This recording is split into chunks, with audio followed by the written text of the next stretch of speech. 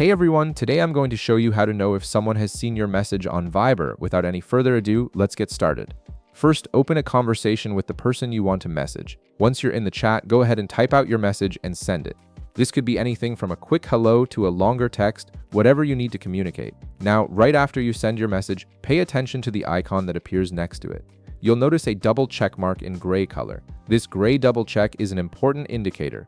It tells you that your message has been successfully delivered to the recipient's device. At this point, they have received the message, but they haven't opened or read it yet. Now, here's where you can tell if they've actually seen your message.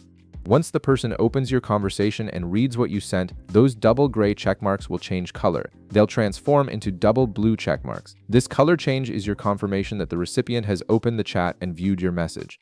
The blue checkmarks are Viber's way of letting you know that your message didn't just arrive, it was actually seen by the person you sent it to. This read receipt feature is incredibly useful because it removes the guesswork from messaging. You no longer have to wonder whether someone saw your message and chose not to respond, or if they simply haven't opened the app yet. The difference between gray and blue checkmarks gives you that clarity instantly. And that's it.